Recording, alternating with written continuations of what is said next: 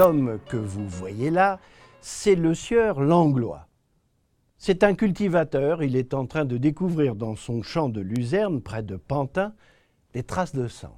C'est un charnier. Il y a là 6 corps, 5 enfants et leur mère. Nous avons rendez-vous avec ce qu'on a appelé l'affaire Jean-Baptiste Troppmann, l'auteur de ces crimes. Très vite, la presse l'a surnommé le massacreur de Pantin. Avec ce crime épouvantable, la France assistait à la naissance d'un genre nouveau du journalisme, ici poussé à son paroxysme, le fait divers sanglant. Eh bien, le voici, Jean-Baptiste Troppmann.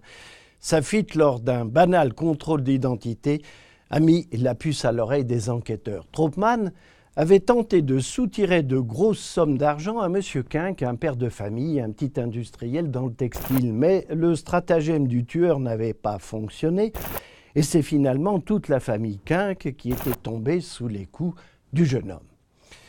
Alors bien sûr, les grands journaux ont envoyé sur le terrain leur fin limier, comme on dit.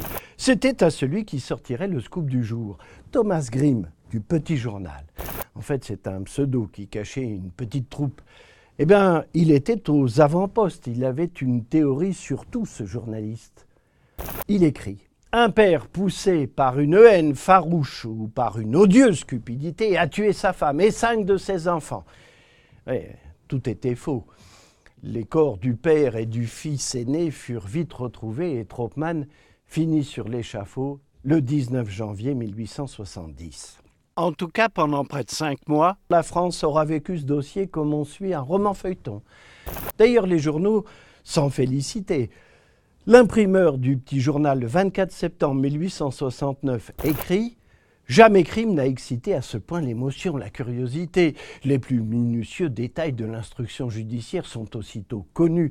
D'ailleurs, le tirage du Petit Journal, il a été vendu 357 600 exemplaires de ce numéro.